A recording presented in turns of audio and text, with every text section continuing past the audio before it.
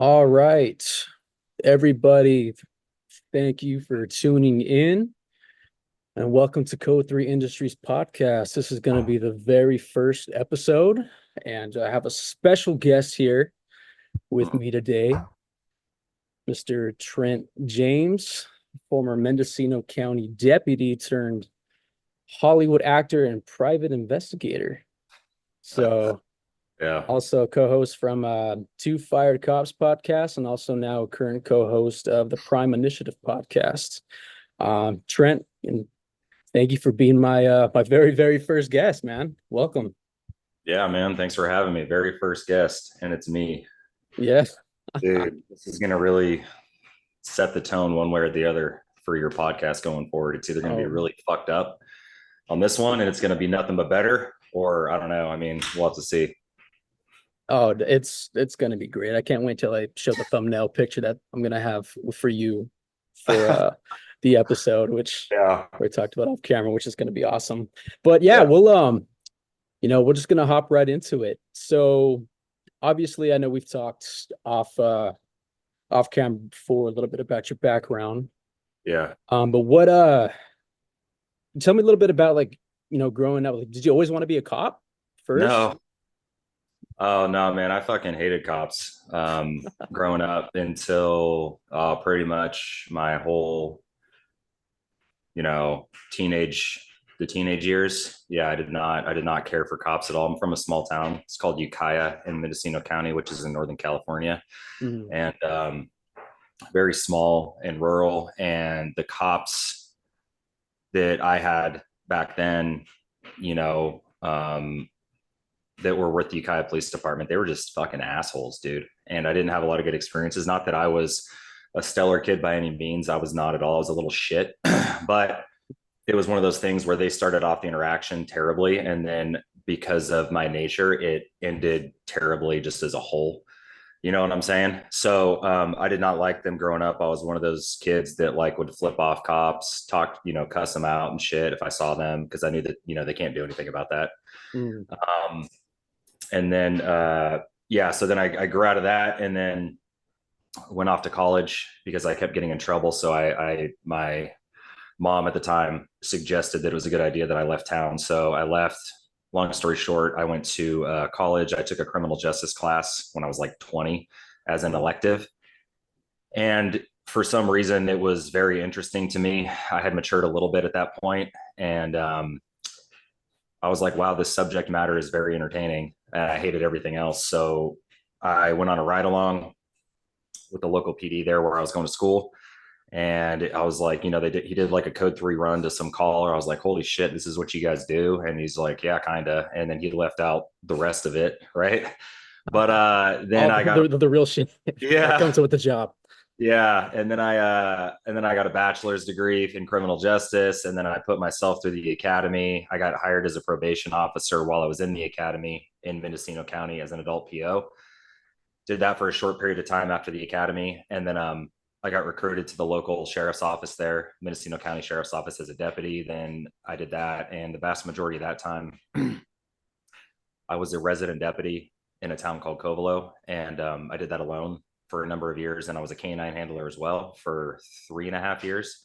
Oh And wow. then I got burnt out, and for a lot of reasons. And then I lateraled. Wasn't just the burnout, there was extenuating circumstances, but I quit the SO, gave a month and a half notice, lateral to a local PD as a sergeant and a patrol sergeant. I did that for a short period of time before um, you know I ended up getting let go. But it was for I didn't do anything wrong. Like, my lieutenant, who was my friend at the time, let me go because he heard I was trying to go back to the sheriff's office, because I just couldn't stand the element that I was in. And he got wind of that, let me go on a probationary period. But, Mhm. he's been fired now, and so has that chief, and he's currently being investigated by the FBI. So it's Oh all good. wow.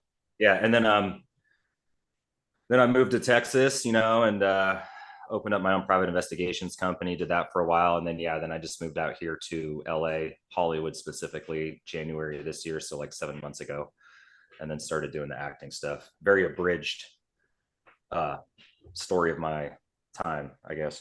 Yeah. No, I was Mhm. gonna say it's I would say it's not a typical route to go from, a cop, bounce around a couple, departments, leave, and then become a Hollywood actor. That's Yeah. by no means a, traditional route of, to what you're Mhm. doing now. But yeah, I wanted to ask you a little bit about, just your experience within your department. Well, obviously, the several small departments that you did work for, Mhm. just what was the overall uh vibe? What was working like just a typical day in patrol, and what was it like with your experience with admin and your partners? What was that like? A typical day on patrol. Oh shit. Fuck. Well, yeah. So that's a crazy question. Uh, so when I was at the sheriff's office and I was a resident deputy, Uh-huh. um, it was. I just have to give some geographical context here. So the area that I work, town Covelo, approximately 1,500 people in population. Hmm. It's in a valley. It's called Round Valley, and it's basically at the base of the national forest. So it's just forest, woods everywhere. The nearest town from that was 45 minutes away. So, Wow. and that's very rural too. The next town was only 4,000 in population. So we're basically out in the middle of fucking nowhere. And so I lived out there and policed it alone. And so it's very removed from everything else. There was like one store, two gas stations, a elementary school slash middle school, and then a high school, and then like Wow. preschool and stuff. So it's very small, and everybody knows everybody. It was checkerboarded Native American reservation everywhere. You had some farmers and ranch land on the outskirts, and then just randoms in the middle of that. And so a typical day for me in my shitty house that I lived in that was provided by the sheriff's office at the time, rent free. Um, it was in the middle of town, so everybody knew where I lived. And I parked my patrol car in the driveway and shit. And that house was horrible, but it was like so typical day. And so this wasn't something that I was able to do overnight. Like I had to get to a point where I was able to move out there because of the bad experiences that happened out there in the past. Like we had a deputy get killed out there before. We had a couple that killed themselves. We had a slew of them that got fired for doing shenanigans on duty because it's so far removed. It's like a different world out there, and you get sucked into this mindset of the laws also don't apply to me because it's just out in it's just so far from It's like anything. a good old boys club. Yeah, but typical day on patrol for me. Everybody had my cell phone number in the community at that, when I was living out there.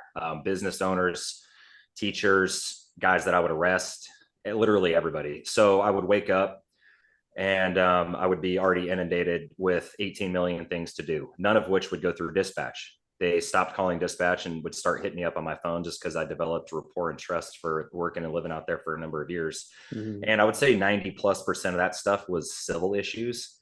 And so, but it was favors that I would have to do for people to increase that community policing element. And because you have to be so involved in that type of capacity within the community. Otherwise, you're not going to be successful. You're going to have a really hard time doing anything, and nobody's going to trust you. So you have to really go above and beyond.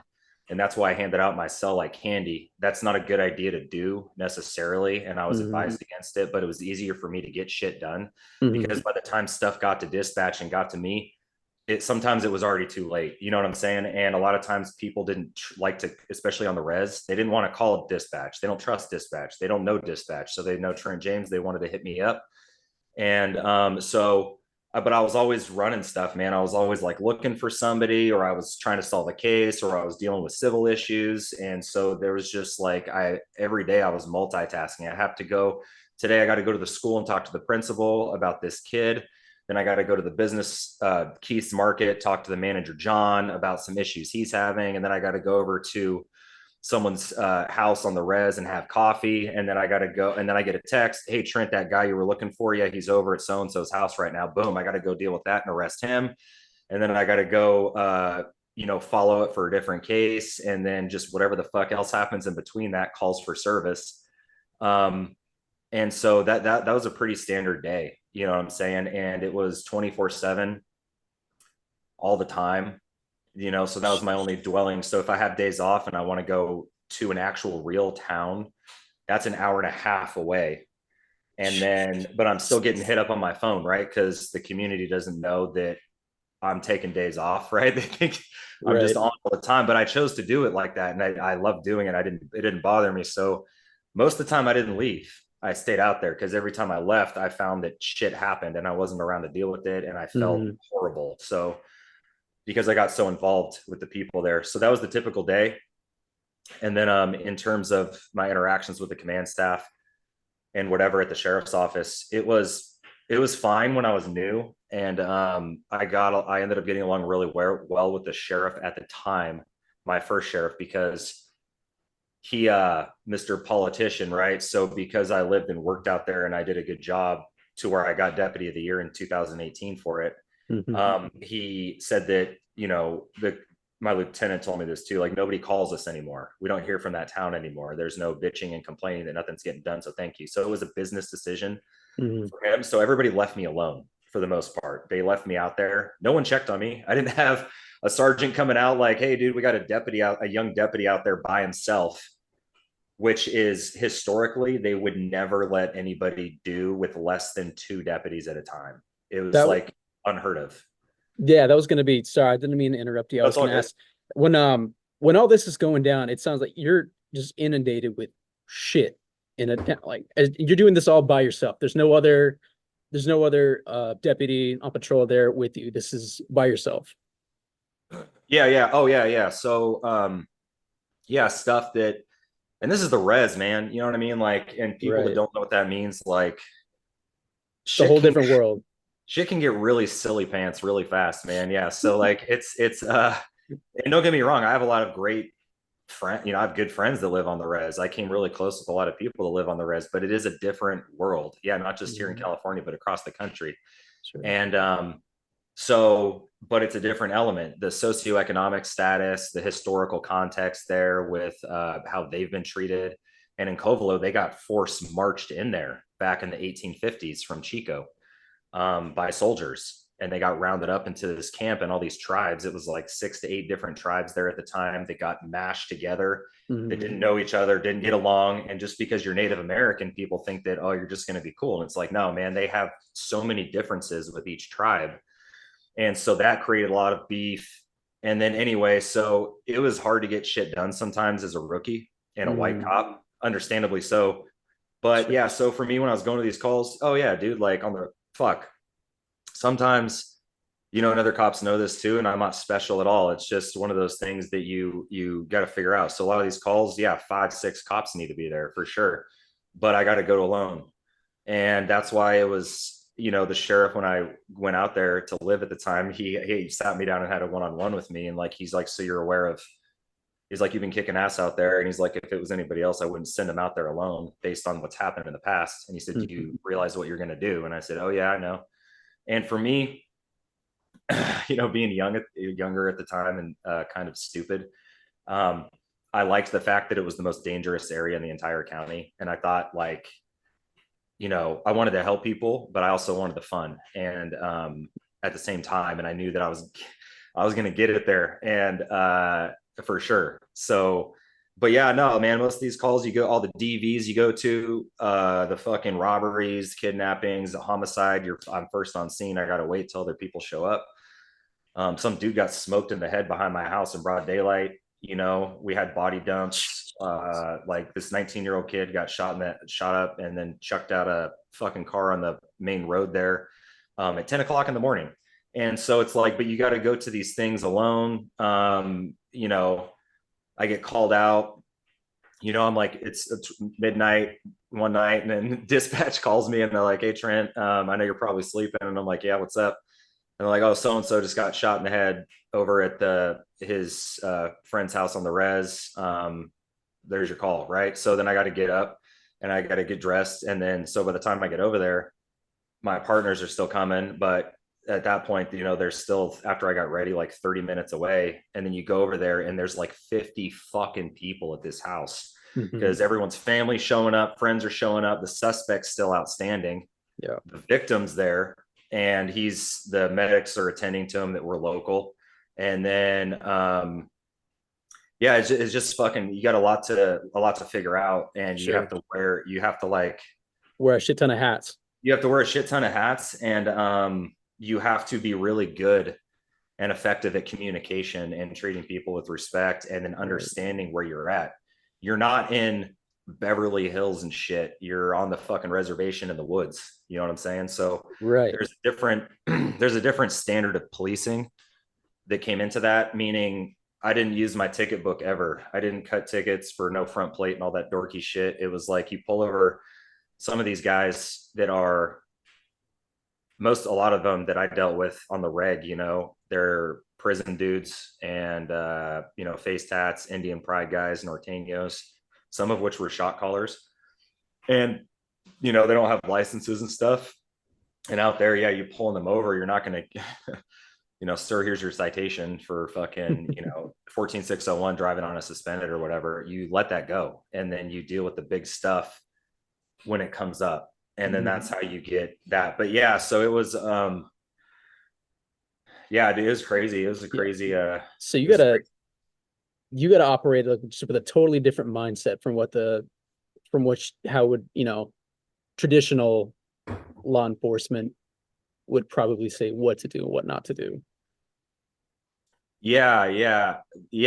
Well, so in every department in the country is different, right? And Right. PDs differ from SOs, that differ from highway, differ from fish and game and the feds and everything, right? And it also depends on where you're at geographically. So San Francisco or San Jose, LA, if you're off Sure. in Florida, like different areas, you're going to have a different type of population based Mhm. on diversity and how big the town is and like what businesses are there, and the unemployment rate, poverty status, all this stuff. So there's a lot of things that to take into account on how you're going to police. But no, there is no black and white in law enforcement, kind of Right. regardless of wherever you're at. I mean, Mhm. everything is always changing, and there's always so many hypotheticals, and you got to operate in the gray a lot of times. So no, I was not, as they teach you in the academy, spirit of the law versus the letter of the law. Right. I was hardcore tipping on the spirit of the law for sure all the time, Sure. because now when it's justified, I wasn't just letting people go for all kinds of crazy shit, but Sure. letter of the law definitely applies. But for me in that element, yeah, you got to do it the right way, because if you don't, um you had the natives out there, but you had the cartel guys too, because they were growing, they'd pay the natives to grow weed on tribal land, right? So there Mhm. was a huge population of Mexican dudes out there as well. And um because it's part of the Emerald Triangle. You have Mendocino County, Humboldt County, and Trinity County. And at one point in time, we supplied 80% of the weed for the whole country. Not anymore, but that's where like there was fucking just The mecca of marijuana. everything is a grow, dude, like everything. And so, it's like it's just everywhere. And it was for me growing up in Ukiah too. It's just weed was always a thing. I smoked growing up, and just because it was, everyone does, and it was just a thing. But like, so there's that to take into account too. And the last thing you want is to be jamming guys up for stupid shit, especially these guys with no social security numbers, and you're in the woods, and out there it's at nighttime, you can't Yeah. see anything. There's no street Right. lights, there's no cameras, there's no nothing. So the last thing you want is for them coming for your goofy ass in the middle of the night in pitch black, Right. doing a drive by, very easy to do, and then disappearing back down to fucking Zacatecas, or just getting awake and no one's going to find out. So yeah, you have to treat it. You have to treat it differently. You know what I mean? Right. I mean, I'm just trying to put myself in your shoes and trying to having to operate like that. Because I mean, at least me, working LAPD, working in a large metropolitan area, and we all each have our own divisions, and we're fortunate enough that we're so big that we had to work with partners. And also, if shit goes sideways, we're lucky that farthest away backups like 10 minutes, 11 minutes, Yeah. which is, it's not good, but it's not horrible either. I'm thinking like if shit goes sideways for you, how far away is your nearest backup? 45 minutes, Jesus 40 Christ. if they're doing code 3, because of the road. There's only one way road. There's only one road, main road. Mm, There's another dirt one that goes off to Glenn County, but there's only one main road that goes in and out of the valley. And mm, it is 30 plus miles of windy, turny, hilly, mountainous, shitty bullshit, 2 lanes, fat cliffs on the side. mm. So, yeah, you're not railing it through that shit, right? So, no matter how Right. you drive, it's going to take a while. And then there's still 10 miles to go just to get to the road from the nearest town there, Mm, which was Willits. Um, and it was kind of like a joke, dispatch. I'd be fucking, going code 3 to like this one domestic, that just popped into my head. It was like, Trent, there's a DV over at this place on the res, and the RP, the reporting party, stated that the female half is actively, like, the male half is inside the residence and the female half is actively smashing down the front door with an axe, right? And so they're like, do you want another unit? And I'd always, for that, I just said, no, I'm good. That's how I would respond. Like, it's not professional radio talk. I was like, no, I'm good, I'll figure it out. That's what I would say. And it was like a formality they have to ask, but it's like, you know what I'm saying? So I'm from that call, I'm 2 minutes away in my patrol vehicle. mm, And if I say I want it back, they're 40 minutes away. You know what yeah. I'm saying? 45. So it's like, what the fuck is the point? I'm going to be there in 2 minutes, and everyone that's a cop or been a cop knows that situation is, you're going to figure it out within the first like 10 seconds of whatever's going to happen is going to happen, or 30 seconds. You know what I'm saying? It's going to be very fast. So it's like, say that chick somehow hits me with that axe, and it's like, yeah, sure, send somebody out. Like, that's not going to do me any good. So I would always just say there's no point, and I'm not going to bother my partners. And more often than not, because we're so short staffed like everybody, but we had a huge fucking county, dude. It was huge. Mm, And for the north sector, which was encompassed part of the town that I was worked in, mm, there was usually only me out there, and then maybe 2 guys that had to cover this other huge fucking chunk of area. mm. And so we, just because of the ruralness, man, it was huge. A very low population. It was like 80,000 for the whole county, but it was like, Wow. it's so vast with just woods. We had the ocean in Fort Bragg, and like, it was just so fat, so vast. So typically I would not want to pull my partners away from their shit to be just to, and I knew what I signed up for. So yeah, you have to, that's why I said my greatest weapon was my mouth, man, was talking. You have to get Yeah, really good at communication very fast. And that helped me get out of so many problems. I can't even tell you, to where like I probably wouldn't even be here if I was a RoboCop dick. You know what I mean? for sure. Yeah, I don't think people give enough credit to, what they call it, verbal judo, Yeah. being able to talk people into handcuffs rather than immediately escalate, because then, again, shit can go sideways again from there. But Yeah. yeah, that's wild, man. I mean, do you ever think about, I mean, I know obviously now you're an actor. Do you ever think about kind of telling your own tales in like a book or like a screenplay or something? I mean, that's like people would watch that shit for sure. Yeah, I've been told that by a bunch of people before that know me or that worked with me, or Hmm.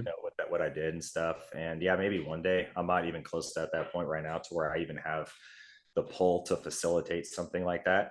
Sure. But yeah, they are doing a movie about the county I'm from. It's just not about my story. It's about the current RICO investigation, which involves my old department Hmm. and the weed robberies and crimes that some of the cops were committing out there. Wow. But yeah, so there'll be some shit that comes out, but about me specifically, yeah, maybe one day we'll see. Down the line. Yeah, Yeah, it sounds good. I know a lot of cops like to do that when they Yeah. retire. Some of them do a book or some shit. Yeah. Hey, man. I mean, it's not like you're lacking for any stories. I'm sure you could fill up. Yeah. Yeah. I'll be interested to hear more. But and one thing too, I just wanted to touch on it real quick because I know you working up there, it's such a unique area. I know not a lot of people may be familiar with MMIW, the Missing and Murdered Indigenous Women, and what was your involvement working in those kind of cases? Oh yeah, fuck yeah. So MMIW, missing and murdered Indigenous women, or MMIP persons. Um, yeah, that was very relevant. I mean, just like it is on any reservation in the country, and the statistics are just astronomically high in comparison to anywhere else, right? Not on the res. Mhm. And yeah, I had cases like that. Most notably was Khadijah Britton, and that happened in 2018. And she's still missing. Her boyfriend, Niji Fallis, killed her for sure. He's still out there free. People are going to be like, well, how is that possible if he killed her? It's like, dude, just trust me, bro. Like that's how those cases go, on the res, and it's very common. Mhm. So yeah, we did those. I've known other young girls out there that I knew personally that have during that time or after I left have gone that got murdered as well, went missing, Mhm. never got solved. And it's a tragedy. And I've done other podcasts and interviews. Um, People ask like why that is, and I say the easiest way to explain it in terms of there's a bunch of different factors. You have the law enforcement end where most cops don't give a shit. They just don't. It because they look at sometimes the reservation as like another world, but being just it's not worth their time. Sure. They think of a lot of these people as drug addicts, and they got nothing going on, almost like quote pieces of shit to some dudes that I mostly the higher ups that I worked with. So the Right. time and attention doesn't get put into these missing persons cases on the reservation as Mhm. much as it does in other areas of the county from what I saw. And that's applicable to everywhere. That's why the stats are so high. The other reason is that made some of these cases more challenging to solve is the no snitch mentality on the res. And Okay. that was something I had to battle with all the fucking time. And fortunately, because I worked there so long and I developed a good rapport with a lot of people, even the people that I was arresting all the time, the criminals.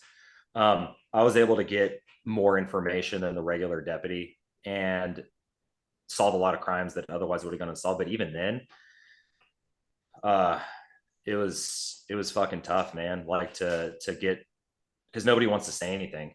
And for Mhm. that case specifically with Khadijah, everybody was afraid of Nietzsche out there. They thought that like if I say anything, he's going to come kill me too.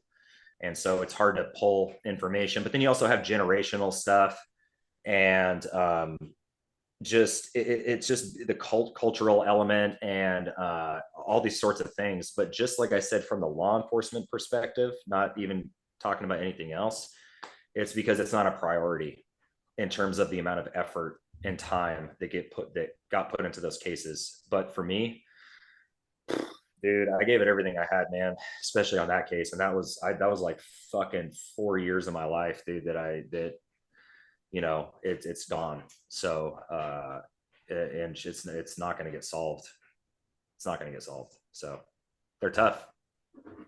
Definitely, man. I mean, and having to navigate that world, I mean, coming in as, maybe quote unquote an outsider and having to build that trust and rapport, and then on top of a department who probably sees, like you said, the res people who are less than who don't give a shit.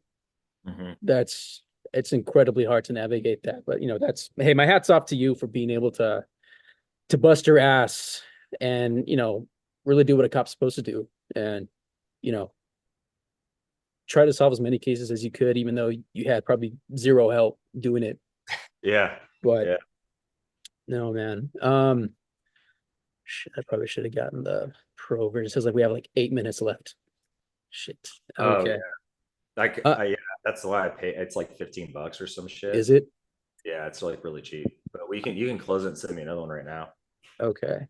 if you want, because we're at 8. Yeah. Or we can Okay. bring it to 0. It's up to you. Um, Let me go a couple more minutes and then Sure. I'll send you another one real quick. Yeah. Um, okay. So, uh, getting back to what we were talking about. So when all this is going on, um, you're dealing with everything, inundated with calls, all in this small, tiny town. And I'm assuming both good guys, bad guys, they all know where you live. You're right in the thick of it. Yeah.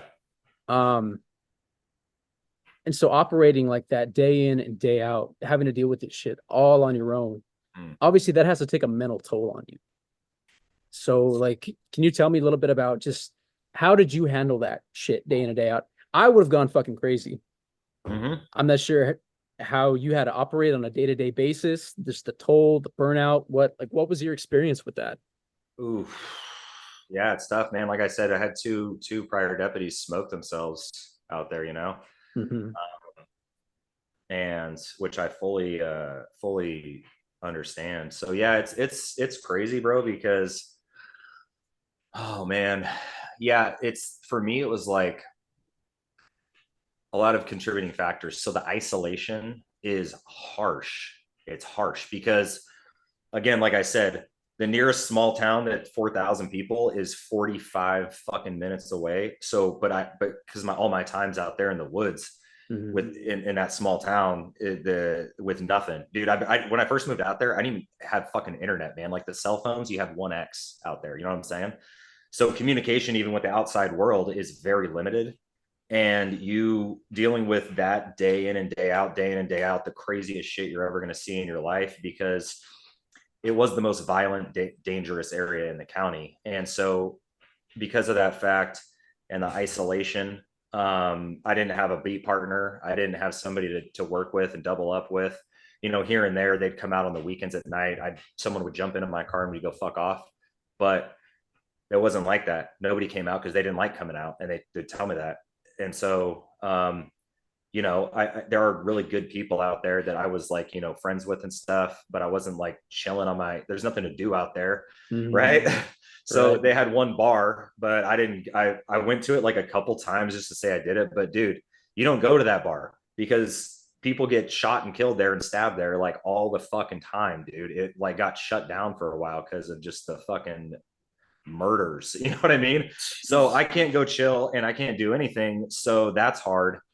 And then I'd say the thing that kind of really tipped it for me was fucking COVID, bro, because then there was really nothing open and nothing to do, right? So then I Mm-hmm. was really out there all the time. And yeah, so dealing with that all the time like that, and having asshole fucking bosses, like I said, they left me alone for the most part. Mm-hmm. But we had changes in command staff during those years, man. I got a new lieutenant who was a fucking idiot.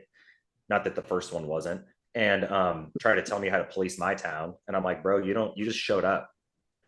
He had never even worked a Yeah. shift out there before. And I'm like, I've been out here for years, bitch. Like, just fucking go away. Nobody likes you.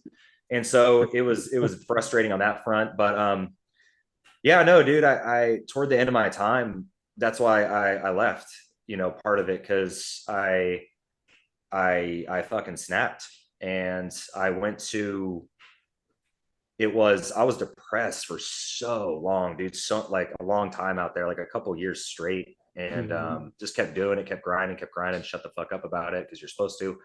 And thought about shooting myself and like most cops do.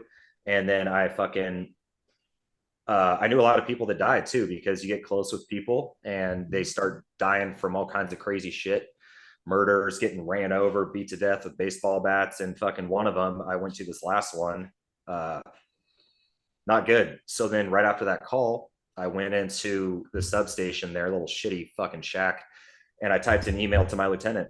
And I said, dude, if you don't take me out of the valley and remove me from being a resident deputy immediately, I said, I'm going to go off on stress leave permanently.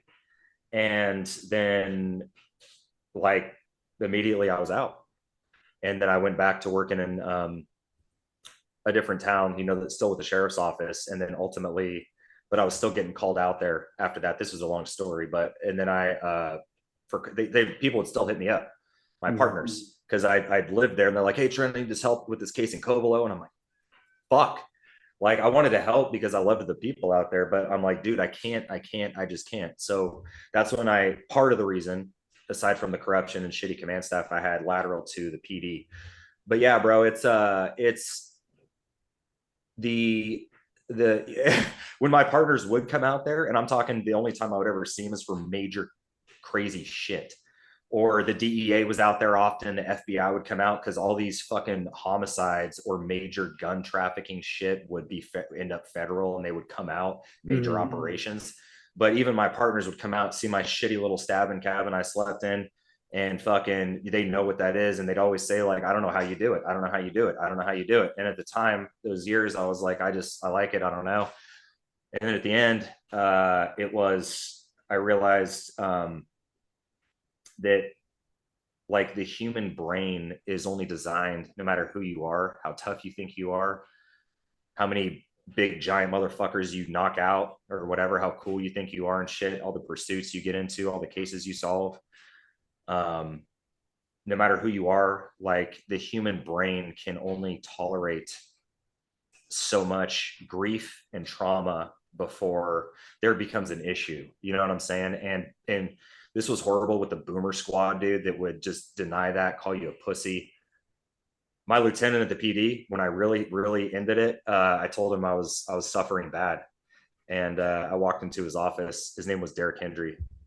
I was in his office as a sergeant, patrol sergeant with the PD. And I said, I need to take some time, bro. And he was my friend at the time, keep in mind. And I said, I know we got a minute, but I was like, I got to take some time. He's like, why? What the fuck? And I'm like, I'm going to kill myself if you don't give me time off. I can't. And he's like, what the fuck? He's like, why are you being a pussy? He's like, you're going to fuck up your whole career, bro. What the fuck? Did you think this through? So that's the response you get. Right. And, you know, so yeah, bro. Yeah. It took a toll. It took a toll. Yeah, for sure. Yeah. So you were talking about, here with our guest, Trent. You were just talking about the things that you were going through personally, mentally, both with COVID, on the job, you know, you dealing with shit just from the job, stress, the toll it took, and, you know, how you were received by your coworkers and your command staff. Yeah. Oh, yeah. So it's just, yeah. So, the entire time when I was at the sheriff's office, it was something I never brought up.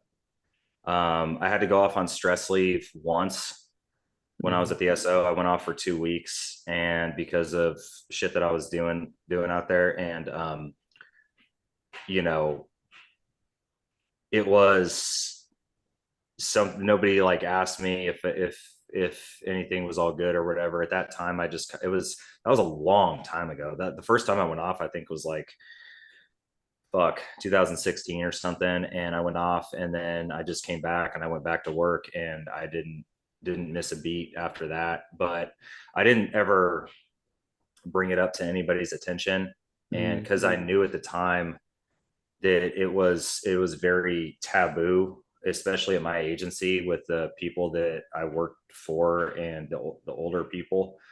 And it's just one thing, it's one of those things you don't ever discuss. And so I never did at the SO. Even when I was toward the end, I just sent that email and said, dude, I'm all fucked up, I need to come out of the valley and as a resident deputy. But nobody ever asked me why or what happened, or, you know, try to help me out with anything. Not that that's necessarily their job. I'm just saying that's what occurred. Right. So it was just unspoken. And then I just left. And quite frankly, I didn't want to talk about it. And so it was fine. And I think that everyone just knew, that understood. You know, I had some of my partners say, I'm surprised you lasted as long as you did, kind of a thing. And so, yeah, then I just went back to work. But then what happened was, one of actually, when I lived out there, maybe this is why I didn't say shit, bro, because when I lived out there, I remember I woke up one morning in my shitty fucking house, no fucking insulation, bro. It was so cold out there, dude. Like, it snowed out there too, by the way, in the winter, right? And so this piece of shit fucking house was in a field, and it was built back in like 1960, and fucking it was lime green, and it had zero insulation, no heater. They had a fireplace, but the fireplace was like this big, it could fit like one log and stuff. And so in the wintertime, snow, no insulation on this house, like the walls were paper thin.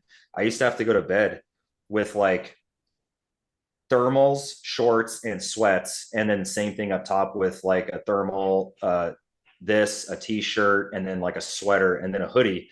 And I remember like hella blankets, waking up in the morning all winter, and just I see my breath in the air, dude. It was so fucking cold. I hang up my uniform to dry. That shit would take a fucking week. You know what I'm saying? So anyway, Jesus I sorry, I Christ. fucking So, I hated no, that house. Jesus, man. No, it just it just I'm trying to picture you and everything that's going on. You, putting patrol of an entire, this little town, Yeah, you dealing with the shit day in and day out, murders, homicides, robberies, trying to make sure this whole fucking town doesn't burn to the ground with yeah, one deputy, and then you go back, to your house living like a fucking pioneer in 1842. dude, it was, bro. It was nuts, man. It was like yeah, it wasn't fucking fun. It's it wasn't fun. It was a lot. It was a lot. So anyway, uh fuck. Yeah, but anyway, so when I went to oh yeah, so when I was living out there at the time, I woke up one morning and I eventually got internet at my house. It was so shitty and fucking I checked my work phone, my work email on my phone, and I saw that one of my very close friends at the time that was a deputy, but he worked on the coastal sector, which was probably 2 hours away west from where I lived because the Mhm. county's fucking huge. Um, I saw an email from the captain to all patrol that he was deputy so and so is permanently suspended. He's off duty. And I was like, I just talked to this fool like yesterday. I was like, what the fuck? And so I'm trying to hit him up. He's not answering and shit. And long story short, um, he had been he was getting all fucked up. And because dude, him and my other best friend at the time, they were beat partners on the coast. And one of them I went to the academy with. So I'm sorry, not the academy, but I knew him like we got hired together. And so they had gone to some fucked up shit in like a short period of time. And then my one friend started to struggle with it. And he went to our sergeant, his sergeant at the time, who, is a piece of shit also with a felony history. And he's like, dude, I need time. I need time, dude. Like, I need some time off. I need some days off. I'm not doing so hot. And this is what the sergeant told him. He's like, yeah, well, guess what? Your other partner that's, you know, 15 years your senior, he needs time off too. You're younger. You can be just fine. Suck it up. That's what he got told. So guess what he did? Wow. One night, him and his girlfriend, well, he started doing heroin. So he was shooting up heroin intravenously for the last like 3 months prior to that. And then at the very end, um, he went out to dinner with his girlfriend. They went to sushi. They both went back to his house, and he went in the bathroom and just this like slammed like a huge fucking thing of heroin. And his girlfriend noticed that he had been in there for like a long time. And so she went to knock on the door. She's like, hey, are you okay in there? No answer. Door was locked. So she ended up getting the door forced open and saw, and he was just like laying on the ground, purple. You know what I'm saying? Yeah. And just out, needle and everything all there, his little kit. And so anyway, she called 911, and my other people I worked with, deputies, responded. Narcaned his ass back from the land of the fucking dead, and he got taken to the ER. Mhm. Right. So check this out. So this was in like 2019, I want to say. So he fucking never did anything wrong. No write ups, no crazy shit, no nothing like that. He asked for time off, didn't get it. And his go to after that was fucking, he was doing like pills right prior, ran out, doing like Oxy and shit. And that's very common to go to, heroin. So did heroin in the comforts of his own home.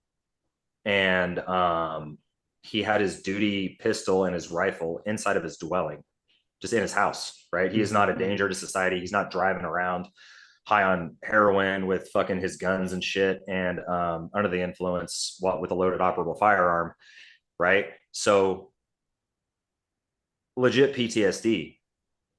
And that night he got taken to the yard. This is what the sack of shit sheriff did at the time, Matt Kendall. He he had one of our other partners stand outside his ER room and guard it. No one was allowed in or out, right? So he's like a prisoner already.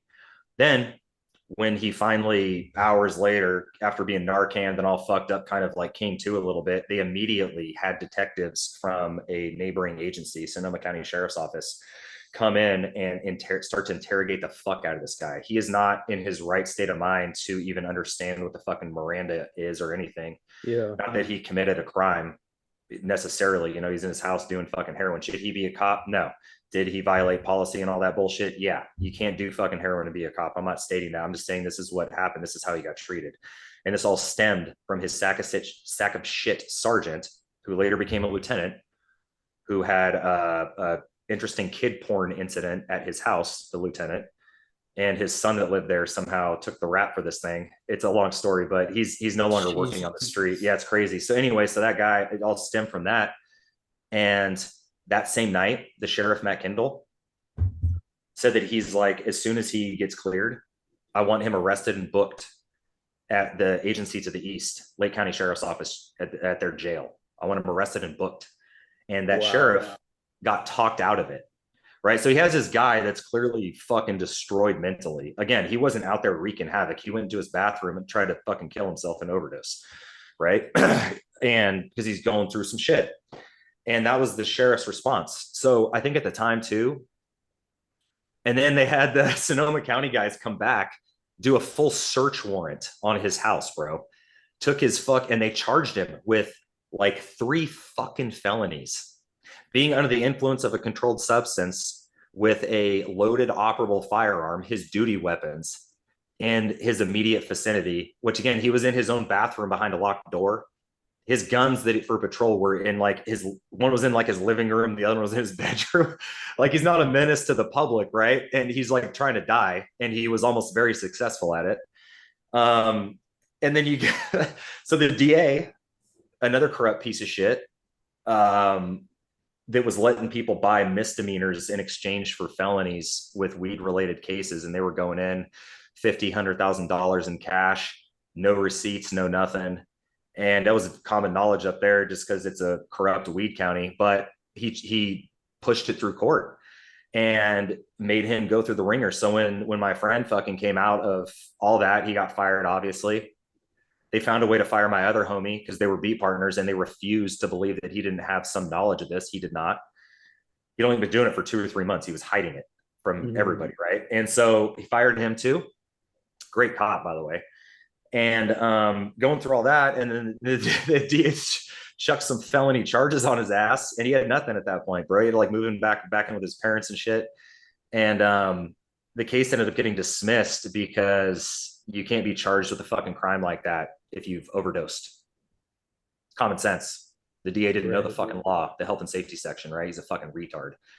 I can't say that anymore. He's a stupid fuck. So anyway, so I think that I saw that. That was a long story, but I think that I saw that and all that stuff that was happening. And I was like, I ain't saying shit ever about anything, dude. And then one of my other best friends that I worked, he was a partner of mine for a little while. He worked in Covelo a lot. He would come out, you know, he didn't live there. We're very close and went through a lot of the same calls together. Great cop too. Dude, and he fucking lost his marbles too, bro. And this was in like, fuck, maybe not long after that. And maybe 2020.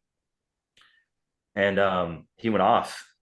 And when he went off, justified, dude, like, you know, he's in shootings and shit and fucking some other shit that we did. And he not lazy, dude. Him and I, like me and my friends, like we were fucking goons, man. Like we were the guys you called in when you need something done. You know what I'm saying? Like we didn't write tickets and shit. Like I said, like we were out there chasing hard motherfuckers in the hills alone and doing crazy shit. So, you know, that takes a toll when you get into that type of policing. And anyway, he goes off, and my lieutenant at the time, Andrew Porter, I remember we were sitting in a briefing one day, and he's like, yeah, so-and-so's off. And I was like, yeah, I know. And he's like, dude, he's being a pussy. And I was like, what? And he's like, yeah. And so he was just talking shit in front of me and some of the new guys. And he ended up texting my friend that was off while he was off, saying, hey man, I hope you need to come back because we're really short staffed right now. And this isn't verbatim, but this is essentially what it was. He showed me the message. We're short staffed right now. And like, I don't want this toxicity to spread to the new guys and think that it's okay to go off. He wasn't checking on him. He wasn't saying, hey, how are you doing? Knowing it was justified. He was, again, not lazy, dude. He used to just write search warrants because he knew that he could, didn't put shit off. He took other guys' follow up for him.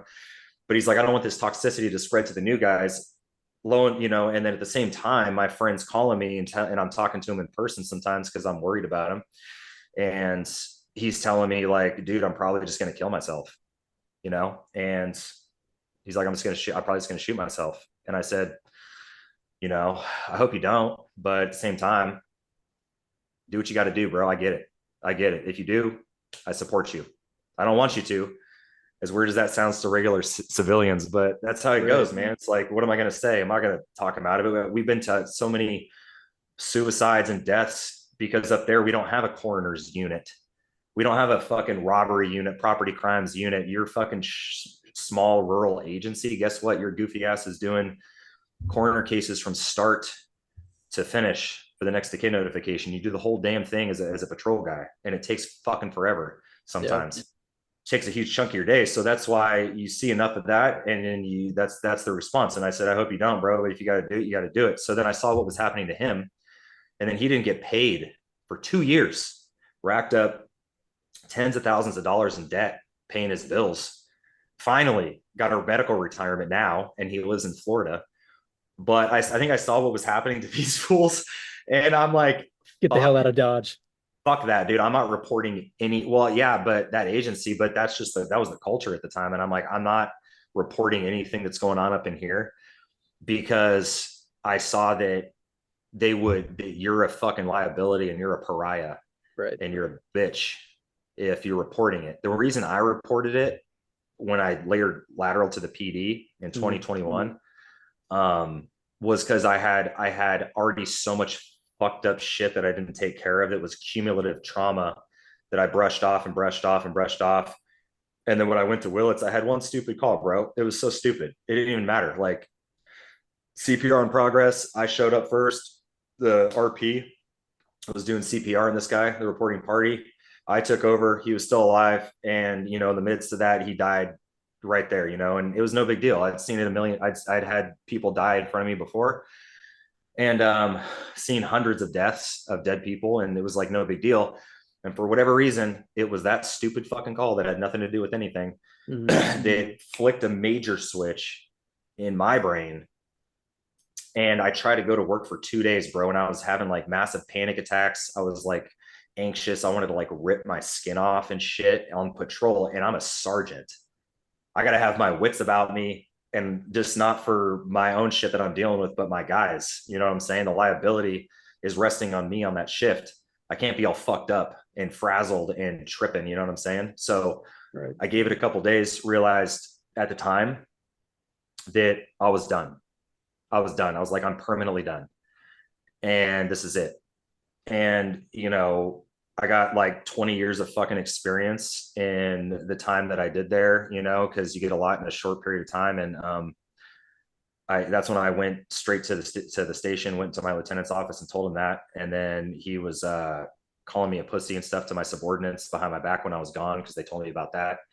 Said he's off, he's fucking being a pussy. And then I ran through my sick time, my vacation time really fast, because I hadn't accrued a lot at that point. And I was trying to deal with workers' comp, but you always have to hire an attorney and basically fucking sue workers' comp in order to justify your fucking claim. So I wasn't getting any money from them. Right. And then human resources was calling me and leaving messages saying, hey, if you don't get us a doctor's note also for your canine, stating that you can feed him and water him while you're off on stress leave, we're going to have to physically come up and take your dog from you. And I texted my lieutenant and I said, hey, tell that bitch Karen, I said, to fuck off. She can try to come take my dog. And he's like, oh, I didn't know she was doing that. Okay. He's like, I'll have a talk with her. And I'm like, you guys are fucking ridiculous. So long story short, I ran out of all my time and I had a mortgage and car payments and bills. So I ended up calling my lieutenant and I was like, hey, bro, fuck it. I'm good. He's like, what do you mean you're good? And I'm like, I'm good. Let's go. I was fucked up. I had to make money. And so Yeah. he's like, okay, sounds good. He's a fucking idiot. And he's like, you got to get psyched up. You got to go to the site guy to get cleared. So I went to the Bay Area, saw some guy. He was actually a prior cop back in the day. Um, and he was just like, he was really cool. He's just like, so what's going on? And I'm just like, I don't know, dude. I'm good now though. And he's like, well, I have to clear you to go back to work. Yeah. So then I just lied. I lied my ass off and he bought it. You know what I'm saying? And then I got Yeah. cleared. And those tests are a fucking joke anyway, dude. It's so easy. And I know a lot of guys that lied to come back. And so then I went back and then I was back for like a month, I think. And then at that time I knew I was done. So I had listed my house for sale, but I didn't tell anybody. And I was like, I'm gonna leave permanently. And I was at the time I had a girlfriend in Florida, so I was gonna go move to Florida and do something else with my life. I was like, I don't need this anymore. And but before that happened, I got called into. And meanwhile, keep in mind, no write-ups, no policy violations, no law violations, no nothing. I was going to work every day doing my job, except for that time that I was off. So one day I get called in. Also, I had put in an app to go back to the SO because at the time I'm like, I can't even be here anymore, man, because my lieutenant was a dick, the chief was an asshole, HR sucked. That's how I just got treated, you know? And he was also, we had quotas because cops have fucking quotas, dude. When you're at a PD or a highway guy, you just do. Okay. So this whole quota thing, like it's real. Stop it. So city manager was yelling at the chief's yelling at my lieutenant. My lieutenant's telling me, hey, your guys aren't scratching tickets. You need to go write them up if they're not doing it. And I was like, nah, I'm good, man.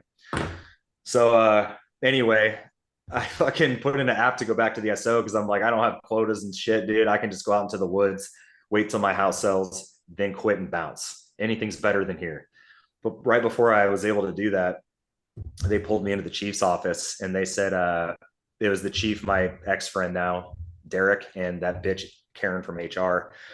And the chief's like, hey, so Trent, obviously this isn't really working out. And at the time, my lieutenant had stopped talking to me for 2 weeks on patrol. He'd walk right by my office, no communication. He was telling my subordinates to tell me what he wanted me to do. Go tell your sergeant I said to do this. He was like 12. And so the chief's like, hey, you're still on probation because probation there was like 18 months. We don't have to give you a cause, but here's a memo. I still have it. I should frame it. It was like 4 reasons of why they were firing me. It was like Trent was asked to walk his canine downtown. He has failed to do so as of yet. They asked me one time. Trent completed his online certification, but took too long to do it. Fuck it, like just nonsense, right? Like I said, no policy stuff, no law stuff. It was just a bunch looking of for bullshit. stupid shit to. Yeah, it was funny, bro. And I was like, I would prefer you just let me go because we know the real reason. You guys found out that I was bouncing and this is retaliatory, and I went off on leave. And it worked out, like I said, because they both got fired later. It was fucking hilarious. And never should have been cops to begin with, for sure. But and then that whole agency exploded, dude. Like everyone started quitting, getting fired also. And then yeah, so that was the story with the end of my time there. But yeah, it's I guess with the stress and PTSD stuff, it's more acceptable these days. From my understanding, guys that I know that have gone off, like a couple guys that I still talk to that work there that have gone off on leave, and it was okay for them. But during my time, no, that was a big fucking no, man. You just didn't do that. You didn't do that. Everyone was calling you a pussy. Everyone was calling you a pussy. And the thing they like to say too, is because I heard it, man, because other guys would go off and they'd be like, what the fuck? Why is so-and-so going off? This one guy in particular. Why is this guy going off? He's only been on the street for like 3 fucking years, bro. What the fuck does he done? Right. And Yeah. Actually they said that about my friend that was he was on for like 4, I think, the one that overdosed on heroin. Like what's he fucking complaining about and shit? What's he got to fucking bitch about? And I'm like, in my mind at the time, it's so funny, bro, that attitude, because the guys that were saying that are like 1 or 2 divorces deep, cheating on their chicks, alcoholics. They drink every day. Yeah. Horrendous personal lives. And it's a lot of projection because they're self-medicating and living a crazy lifestyle because they're not normal anymore. Because after a while, you get fucked up no matter who you are. Like I said, no matter how tough you think you are. But in my mind at the time, I was like, well, thinking it's not, and what I know now, it's not the number of years that you do, and I know Soren Prime got a lot of shit for this too. It's not how long you're on the street. And these guys would compare it like a 15, 20-year dude, or a guy that had a lot more time on like I did versus a rookie or somebody that was like 2, 3 years or something. And you can't do that because what I always say is all of our brains are different. We're human beings. Okay. So we grow up with different experiences, morals, values, ethics, religion, parents, different socioeconomic statuses. Some of us are more educated than others. There's genetics that play a huge variable. And because our brain chemistry is all different, because we are human beings and we're not one entity, we're not all robots, we are going to react differently to different situations. Otherwise, we'd all just be walking around exactly the fucking same, right? It's common sense. So when you get these guys like that are going to calls, they're like, oh, that didn't affect me. What the fuck? It doesn't need to, bitch. It affected this guy. So like, yeah, it was their calls that I went on that caused some of my partners to want to kill themselves that didn't affect me like that, or at least not to my knowledge. Yeah. And vice versa. Because that's how the damn shit works, man. It doesn't like, and they always made it a competition, right? Like, oh, this doesn't affect me. It's like, bro, we're on the same team here, you stupid, stupid asshole. And that's why I didn't hang out with cops, dude, even when I was one, because they're all full of shit. They were all hypocrites, bro. Everybody I worked with was a fucking hypocrite. There were some of my partners that I would still take a bullet for this day, to this day, that I'm like brothers with, 5 or less out of two departments, right? And none of them are working. That's not true. 2 of them are still working, and the other 3 are they're psyched out. You know what I'm saying? So those are guys I worked with. That's how it goes, man. It's so funny. It's like Mr. Macho fucking, but these are the same guys that would have their wives find out they cheated on them, and they're doing some sappy cringe Facebook post. Oh, I love you, baby. And then they post some picture together like it's going to make it all better and shit. And I'm like, it's just a joke, bro. And that's what I saw too toward the end of my time. I'm like, man, we're no better than anyone we fucking arrest, dude. Like most of the guys I worked with, I'm like, what the fuck? This is just garbage. I was like, we're not here for each other. It's like drama. It felt like a high school half the time. And because most of the cops I worked with anyway, very immature, very narcissistic, very controlling of their girls that they were with. They were very insecure, and a lot of domestic violence in the home too. That would obviously not officially reported. Sometimes it would, and it gets swept under the rug. Yeah. But it's like most of these dudes, and I would hear them talk about stuff like that, like mental health. And I'm like, dude, you're more fucked up than I am, or my friend that overdosed. At least we're honest about it. You know what I'm saying? We don't try to act all cool. Oh, nothing affects me, dude. It's all fucking good, blah, blah. Yeah. So I lost my taste for that. That was part of the many, many reasons. It's just the culture drove me fucking nuts, man. You know what I mean? Yeah. Gosh, there's so much to unpack. But I mean, I think you hit the nail right on the head. I think, I think there's this preconceived notion, before coming on, and like, oh, the Blue Line family, we're all in this together. And, come to find out. And again, I'm coming from a similar background as you. It's like I have several partners that I miss who I would gladly take a bullet for, even a couple supervisors that I miss. But when you get in the shit, or you get an officer involved shooting, or shit goes sideways, you see how quickly your, quote unquote brothers and sisters turn on you and who really has your back. And it's unfortunate, it's fucked up, but it's a reality. And again, I'm not, painting everybody with the same brush that every cop is like this, but I think in our profession, it's, it happens a lot. And it's, it is what it is. It's a harsh reality of being a cop. Um, but you made a lot of good points, and kudos to you for being able to recognize it, and being able to get out with the little sanity probably that you had left while dealing with all that shit on top of a toxic work environment, Yeah. an admin who probably gives two shits about you, coworkers calling you a fucking pussy for telling you what you were going through. And we've talked about this before, on Prime's podcast, and off, off book, about when I went through my shit. It was the polar opposite experience, unfortunately, from what happened to you. I had a lot of support, everything that happened, but unfortunately, it feels still pretty commonplace that what happened to you and the criticism that you get still happens a lot today. It's gotten a lot better, I think, across the nation as far as being able to talk about mental health as a cop and a first responder, but there's still a shit ton that needs to be done. And it's just it's funny, like like you were talking about all this shit that happens, suck it up, what the fuck is wrong with you? And then, they go and they start their pistol in their squad car in the parking lot, and then everyone's like, oh man, I had no idea what was going on. I wish there was more we could have done. And they'll put a little plaque on the wall or some shit, and then you know the big blue fucking machine just keeps going, keeps turning. Well, yeah, no, dude, it's true. And I didn't have, so I guess I should clarify. I didn't have anybody on patrol to my knowledge talking shit behind my back, right? Because everybody that worked with me or knew me knew the what I had done, and there you couldn't challenge any of it. So there was nothing to say.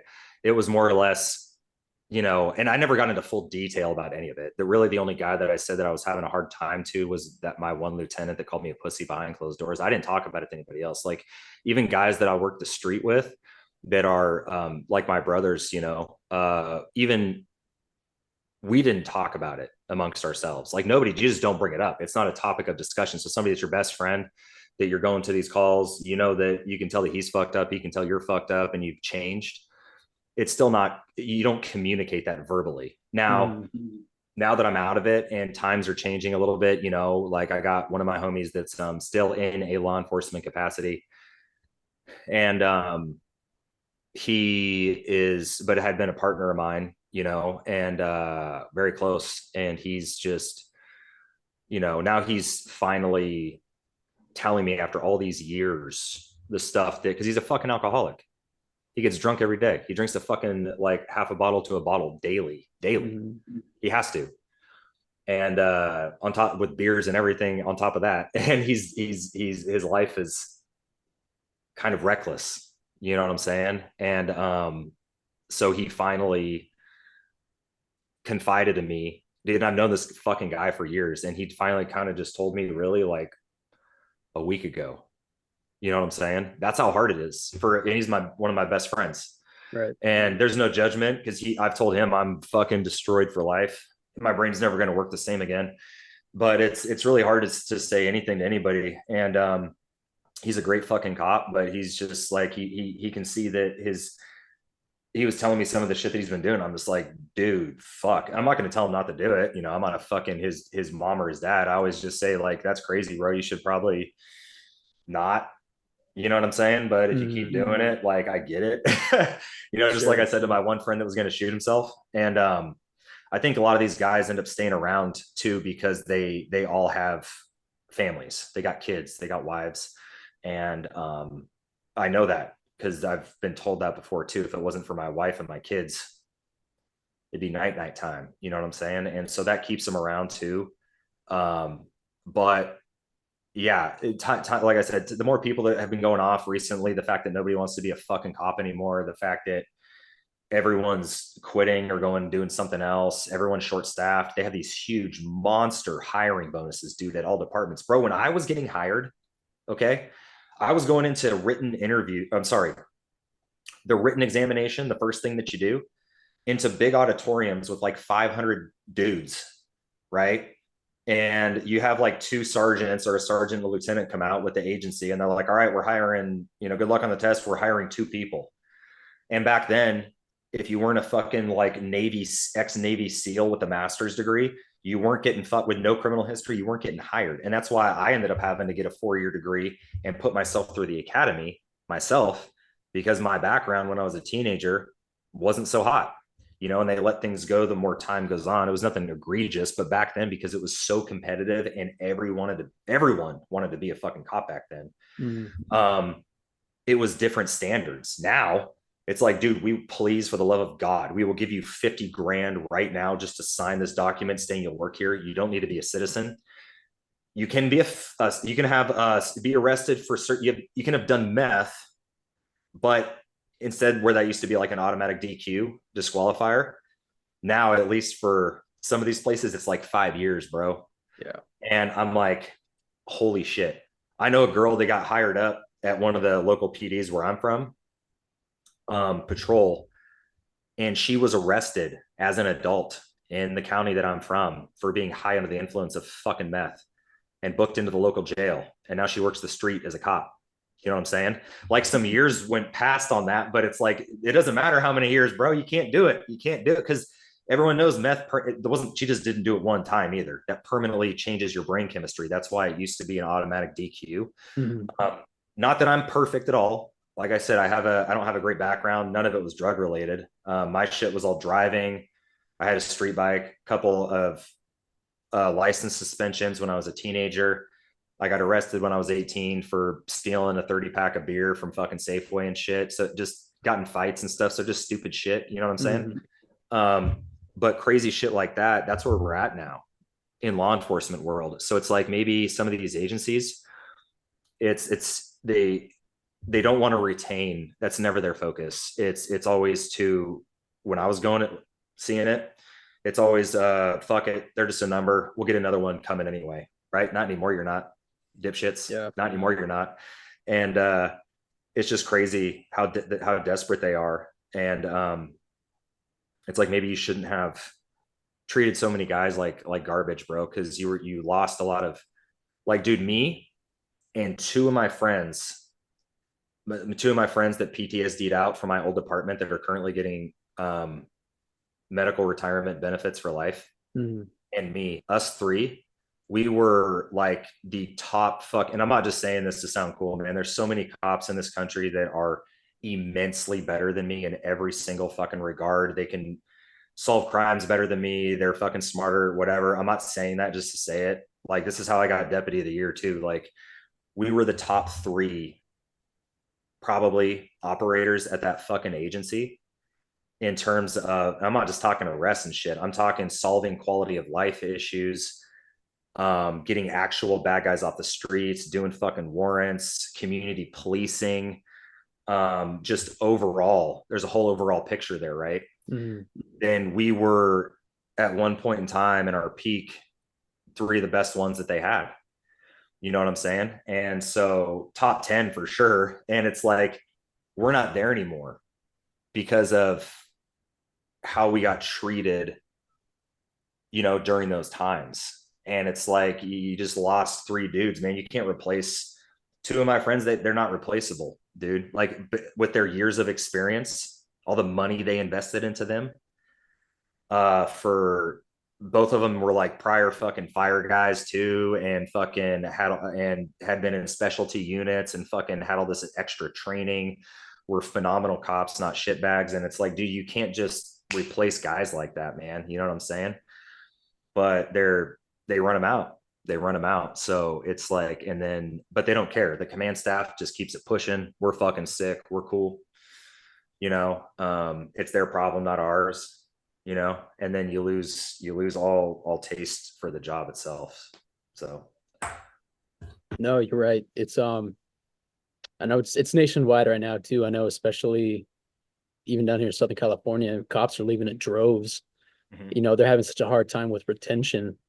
And then now, they're lowering standards so low that it's like, hey, if you got a pulse and you're a warm body, you can sit in a squad car, hey, you're in.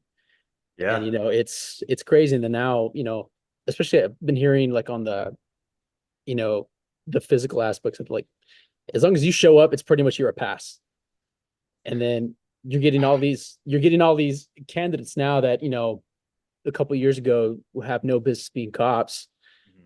And now, they're going to be the ones patrolling the streets who probably have zero business being a cop, and you know, and they're pushing them out with less and less training and less qualities of what a good candidate should be. Yeah. And like, you know what? All right, now here's a badge and gun, keys to the city. Go, go, take care of the city. And I'm interested to see what some of the repercussions are going to be in the next several years of just everything that's going to go on. We've already seen it, man. More complaints, more Yeah, firings for like actual law and policy violations, yeah, because they're just so for me with my stupid shit growing up, and I grew out of that, right? That's like that was my shit was like there's a difference. Life experience that's gonna help you. Because dude, if I went in there like and I didn't have any life experience and I went out to that element to work there alone, like that never would have worked, man. yeah. I would have. There's no way, bro. There's no way. Everything would have been major shock value. I wouldn't have been able to talk to anybody. I wouldn't have understood, put myself in other people's shoes as easily as I did. So there's a difference, right? But I think that, and we're already seeing it, man. It's like more unjustified shootings, more unjustified uses of force, and because they're having to say like, "Fuck, we'll just take them." Well, not only take them, we're going to give them 30 racks on top of that to come fucking work here. And Right. then when they don't work out for like 2 years in.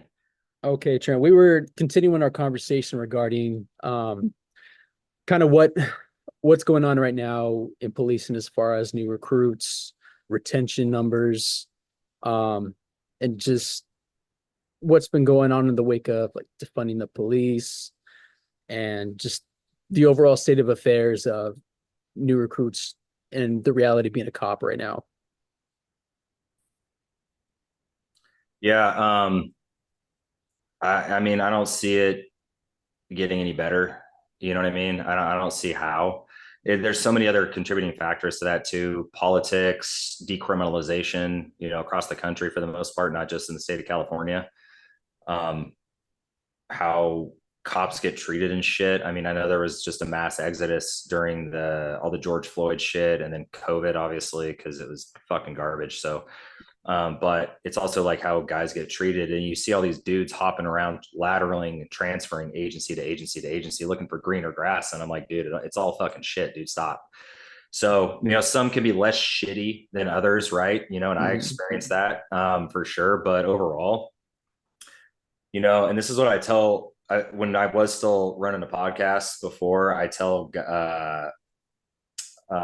guys that would hit me up like that are, dude, I talked to guys like high up, like dudes that were in charge of fucking like robbery units and shit in the Bay Area, and like super sergeants and highway guys and SO dudes and PD guys, all kinds of guys in different states too. They would hit us up and say that they were fucking miserable, they wanted to get out, and looking for advice, like for me to tell them what they could go do after the fact.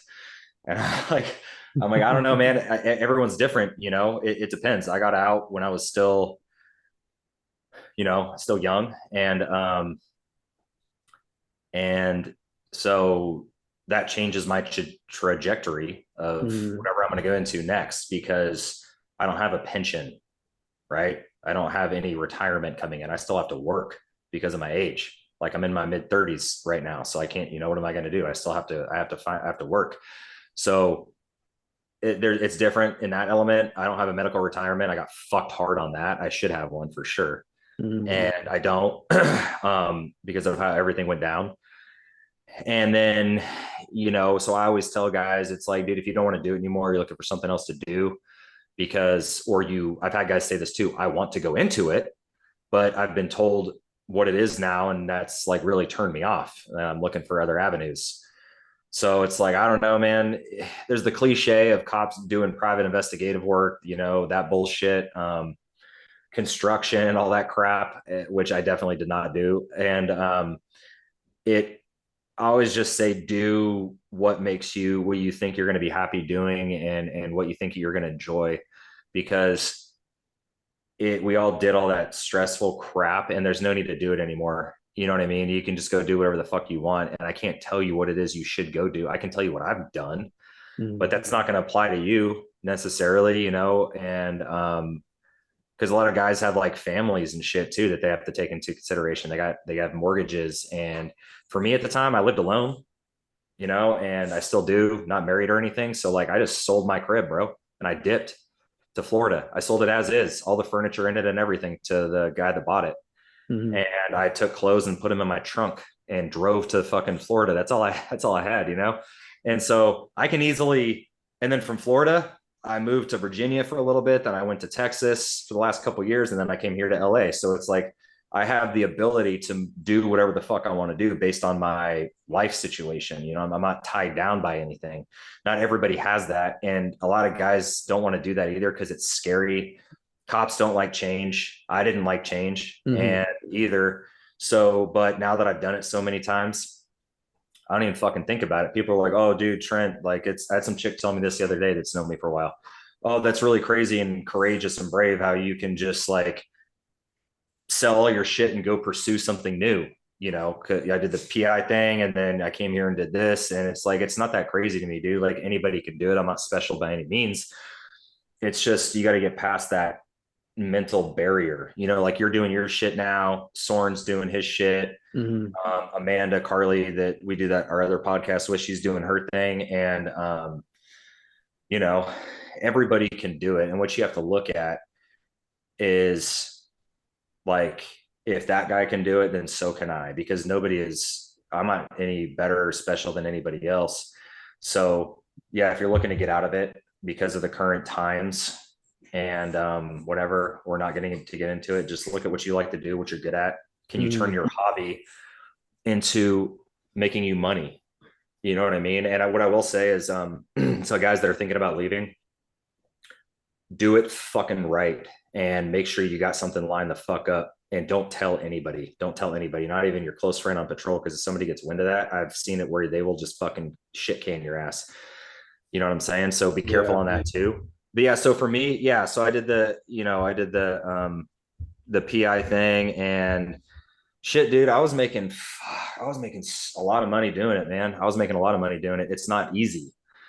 Um, I talked to a couple private investigators that I know that are the boomer generation, and ex cops.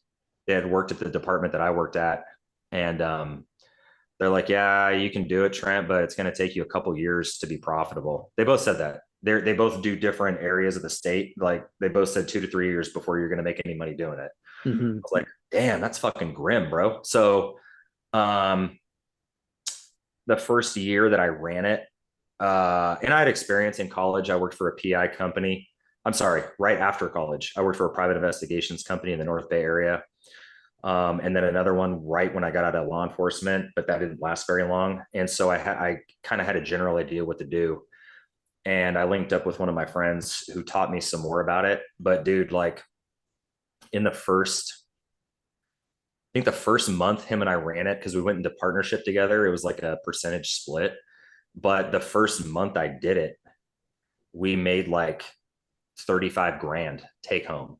It was Wow. ridiculous. Yeah, it was crazy. And so then the second month, third month, fourth month, it was all pretty consistent. So, but anybody can do that. But then I was thinking back to like my friends, that the older guys that I know that have been PIs for a decade plus, that are like, oh, it's going to take you 2 to 3 years to do this. But I went a different route than they took. I didn't go about the standard way that they're doing things, and I thought outside the box in terms of marketing, client acquisition, and services I provided, subcontractors I was able to obtain, which expanded the services I was able to provide based on expertise from different areas in that world. So my point is, and then I had an opportunity out here in Hollywood, and I said, well, PI shit sucks too, because that's when I really realized that like money wasn't really everything. I was Mhm. making really good money as a cop. All my specialties, assignments, and percentages and shit. I didn't have any rent for a while when I was a resident deputy too, so I was stacking bread. And then PI shit, making bank, nice ass shit, but I was miserable, and I was still interacting with law enforcement, still dealing with people's fucking problems, and I still had my own. So it was just dog shit. It was like, I'm not passionate about this, man. This is fucking stupid. I didn't like it. Mhm. So then I came out here and ran a huge gamble and risk on pursuing this because it's something I've wanted to do since I was a kid. And I Yeah, saw, that was gonna be, sorry, I didn't mean to interrupt. uh, That was gonna be my yeah, my next question, mhm. transitioning from deputy and then PI work Yeah. and then now to Hollywood actors. So how, Yeah. so how did that come about? I know you said right now it's something that you've always wanted to do as a kid. Yeah. Um, yeah, would you be able to expand on that a little bit and finally, Yeah. just being able to take the plunge and, just saying, screw it, I'm just gonna move to Hollywood and take my chance? Yeah. So growing up, like I said, I grew up in the sticks, so zero opportunities for this. But when I was a kid, I was really like obsessed with Hollywood and movies and shit. And I always wanted to be an actor and stuff. And so I did like local theater that they offered there when I was growing Mhm. up as a kid. And then in high school, I did drama and stuff. That ends there. And then I did what everybody told me to do in society. And I went to college and got a career, which was garbage. Shit's fucking dog shit, dude. I hated it. I was sitting in my nice ass house, which sounds like a fucking super first world problem, right? But like, oh, cry harder, Trent. You're making over you're making six figures in your nice ass house and on a half an acre up north. But you weren't Uh, happy. I had a Range Rover, I had a Corvette. Yeah, I wasn't happy, dude. Like, so Yeah. it was garbage. And it's like, yeah, it's material possessions and money. Mm, And do you need those things? Like financial security? Yeah, dude. Financial stuff is like one of the biggest stressors that we have in life. sure. If you know that you can pay your bills and more, you have that freedom. You don't have to think about it, dude. That can solve a lot of your issues. Is it going to Yeah. make you happy as a human? Maybe Right. not. But anyway, so it was garbage. It didn't do anything for me. I was like, well, everybody told me to do this and it was going to fucking be the end all be all, but it's dog shit. And so anyway, yeah. So anyway, I was in Texas for 2 years and it was just a series of random events, bro. Like this guy that I met, he actually got robbed by some cops in the county that I was from when they were off duty. He got pulled over, they jacked his ass. Then he is now part of that federal RICO investigation that dismantled a lot of that criminal organization. All those cops have been arrested. They're going to be doing federal time and stuff. Mhm. Um, but when I got out of law enforcement, I was airing my command staff's dirty laundry on YouTube. I don't do that anymore. But he found me through that. He's like, "Hey, I got robbed in your county." I had no idea because it was so huge and like they were keeping it really hush hush at the time. I was like, "Oh fuck, that's nuts." And so him and I started talking. We became friends. He's from San Antonio, and I moved to Houston. So we kept up a conversation, became really good friends, and then he turned out to be a movie producer.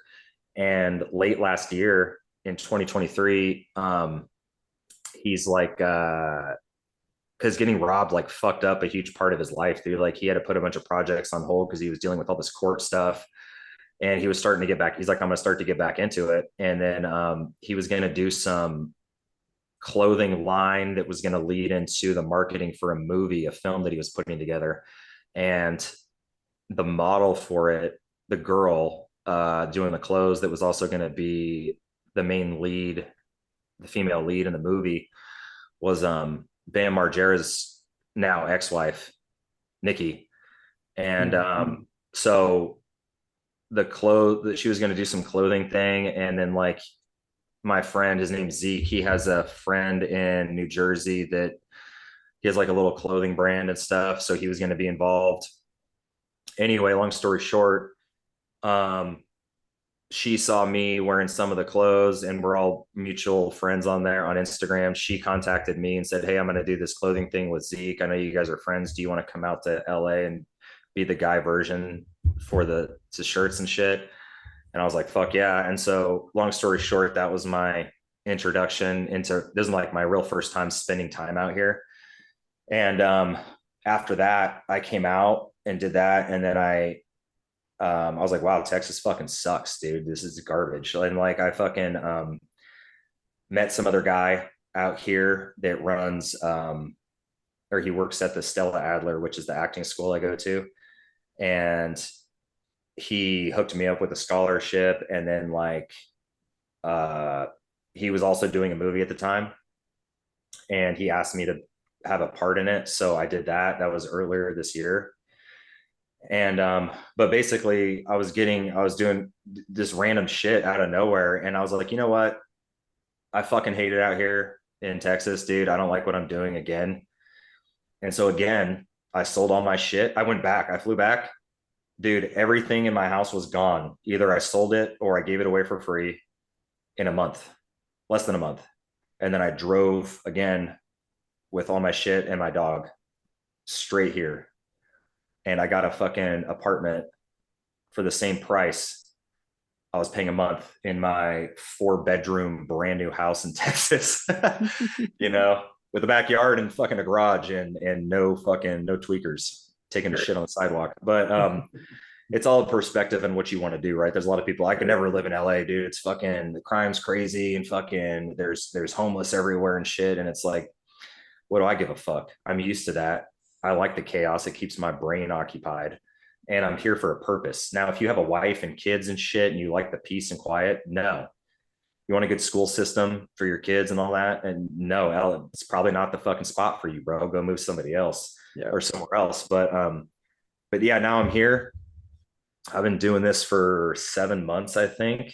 And I'm not where I want to be by any means. I haven't done anything really crazy yet, and I'm not making bank, yet. But the things that I've been able to do and the people I've been able to meet so far has been pretty fucking crazy in terms of just projects I've been in that I probably even at this level shouldn't have, because everyone thinks you come out here and you try to be in movies, and then all of a sudden, like, you're out here for 2 weeks and then you're just in some shit with like fucking Ryan Gosling. You know what I'm saying? It's like, dude, that's not how it fucking works, bro. You have Yeah, to, that's you know what I mean? But they think that, dude. Like, people actually think that shit. And so, but when I got here, I didn't really know. I knew I wasn't that stupid, but it was like a rude awakening yeah, about how hard and heartbreaking this fucking industry is, dude. It yeah, is so fucking tragic, dude. Because yeah. every time I'm going on sets and shit, I was just doing a movie in San Diego last week, and I was on set with these two people. One of them, she's an actress, but for that film, she was assistant director, and this other guy who's a photographer slash actor, and they were just like, we were just talking, and they're just like, "How long have you been here?" I said 7 months, and I was telling them some of the shit that I've done already, and my resume that I'm building up, and they're like, "Holy shit!" And they're like, "We can't get anything right now." And they've been at this shit for like 10 plus years, bro. And just like I've talked to so many people like that, where they tried to make it, and they put everything they had into it and been doing it for 10 plus years to try so hard to make something like this your dream a reality and to get to where you want to be. And then it just, some of them have fucking just, that I've talked to, dude, they were just there. They were just there. And then a little thing didn't happen, or it did, and it turned them the wrong way. And then there's no coming back. So, but then it just doesn't happen. And they're so fucking depressed, man. It's like, you can tell, you know what I mean? Right. That's why I said it can be heartbreaking going out for all these auditions. You get, well, first of all, it's like it's supposed to be a good thing. Like, you should take it as a compliment to even get an audition, because if you get an audition, that means you're one of 30 people out of 2,000 that submitted for that role, right? So you go from 3,000 down to like 50 or less in an audition. You do the audition. If you get a callback, then they're down to 10 out of 3,000, right? So that's supposed to be like a good thing in your head, right? That you stood out enough to even get those opportunities. But to not get it, and to not get it, and to not get it. So for like me, I've already been, fuck, dude, out of 7 months, and I already have a manager. I have 2 talent agents here. I have another talent agent in Atlanta, because the movie industry is big over there. And then I have a modeling agent in New York. So I have a lot of representation. And that's another misnomer, misconception, that just because you have agents that you're just gonna fucking be big baller and get all the shit. No, it's still up to you. And most of my shit I've gotten on my own. But I've gone out for roles already, like more than 5, that would have changed my life overnight. I'm talking like supporting roles in multi-million-dollar productions with A-list cast that I was able to, that my agent sent me to, my manager sent me to. Not crazy big parts, but stuff that was like gonna put me in a movie with these fucking people. And again, just to get the audition was crazy. Because the casting directors are like doing all these big major motion pictures, right? But then you have all this hope, you know what I'm saying? And then it's just you don't fucking get it. And there's a lot of shit that goes on behind closed doors as to why that happens. I'm very grateful for the things that I've gotten so far and the fact that I do get to do that even that much. But because I was a cop and because I saw the worst things that, you know, most people don't only see in their fucking dreams, dude. Mm-hmm. It's easier to handle mentally. I could see a lot of people come out here. I'm like, dude, if I didn't have it, even this short period of time, it's like, it's really fucking hard, dude. So it's not easy um, at all. And again, I'm not special with any of it. I haven't done any crazy fucking shit that's gonna, you know, that I deserve to be even bragging about right now. I just said I'm grateful for myself for the things I can do because the industry's still fucked from the strike and it's hard to be a white dude out here right now. But because of how I look, Mm-hmm. that's helped me tremendously. Right. There's more of a diversity thing, you know what I'm saying, going on right now, which is awesome for me. Mm-hmm. These other people, this fucking blonde haired, blue eyed white girl I was talking to on set the other day, not chill for her, not chill for her, dude. You Right. know, or this other standard white dude that looks like he fucking plays the dad role in like everything, not chill for him either. So you have to like stand out more, you know what I mean? But Right. it's a crazy thing, dude. It's a crazy thing, and LA in and of itself. But I've had a lot of guys that are ex cops that follow me on social media from podcast stuff or whatever, Mm-hmm. and they've messaged me and said that it's inspiring for them to see, or it's cool to see that you know, somebody that was prior law enforcement could go on to do all these different things, meaning that you can do whatever the fuck you want to do. And I didn't really think about it like that. I just do whatever I want. But the fact that some guys see that and take their time Mm-hmm. to message me about it, like as in it's impacting their life to a way where they might start to think, oh, I can do something, or I can do that too, or I can do this other thing that I want to do. Cause Trent's out there just doing random shit, you know, whenever.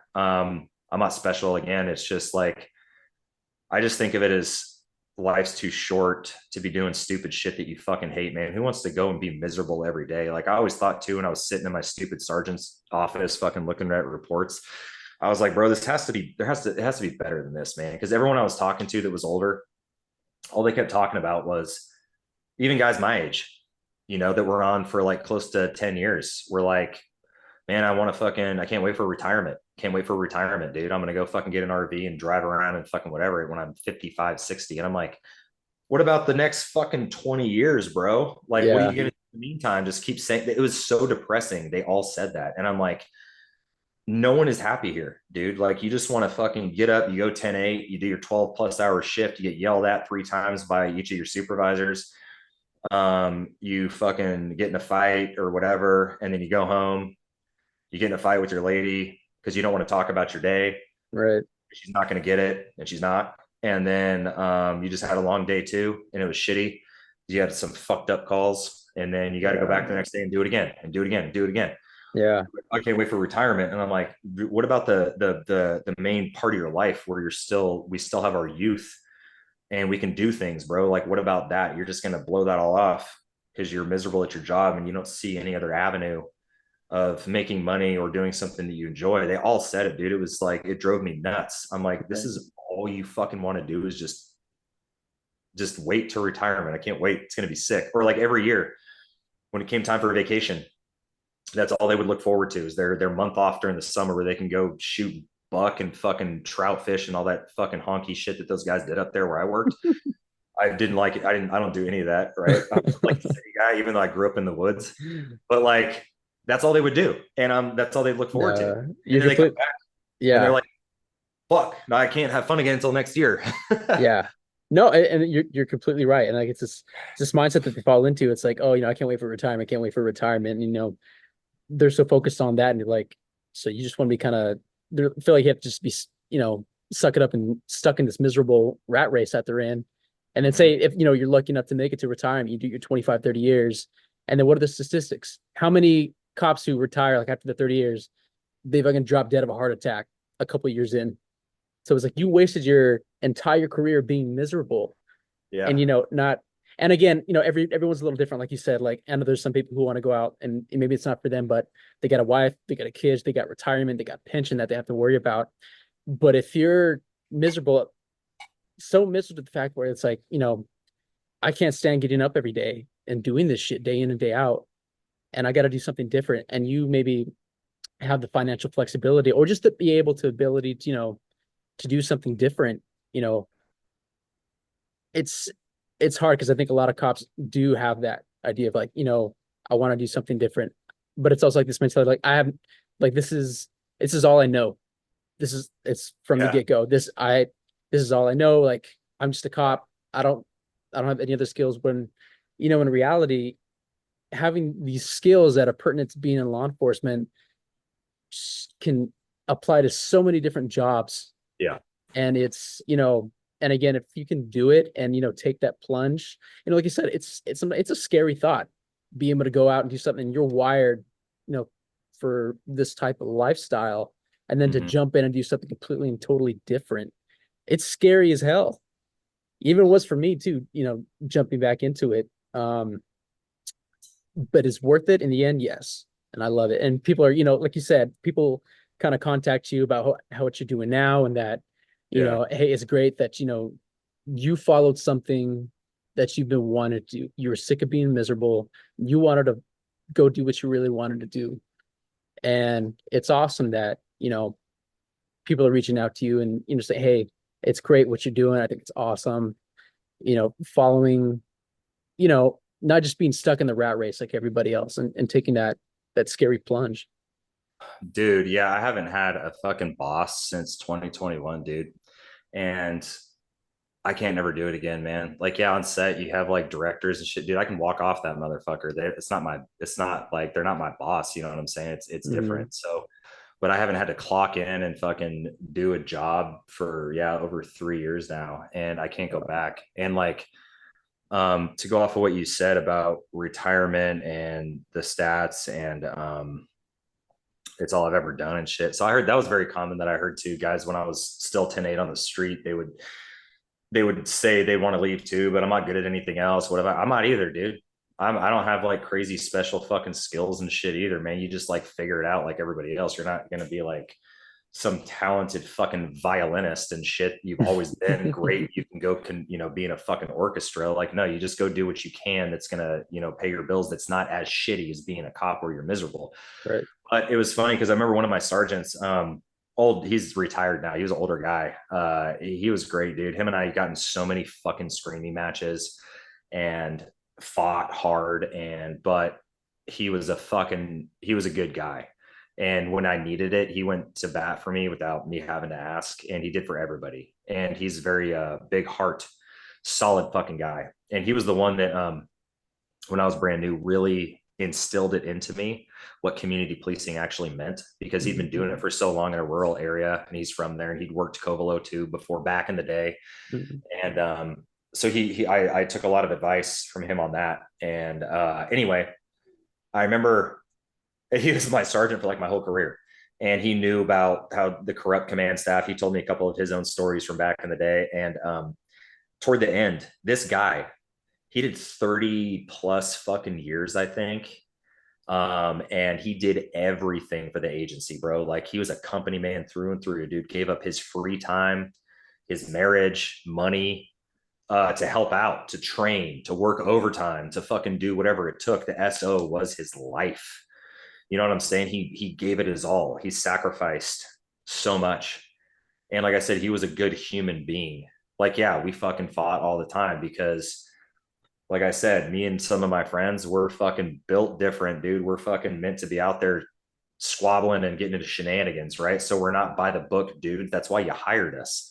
You hired us for our life experience and our personalities to go work the areas that other people can't or that they won't. Right. So him and I would beef a lot, but he knew I was good at my job and stuff. And he was very a nice guy. But anyway, toward the end of my time there before I quit, I was talking to him one-on-one and I'm like, hey, dude, nobody gives a fuck about anything you're doing, right? He's like, what are you talking about? I'm like, the command staff. They don't care. You know that, right? Like you're doing all this shit. Like if you want to do it, great. But because he was about to retire. And that he was in the process of retiring. And he's like, dude, I think that he came to me and was like, you were right.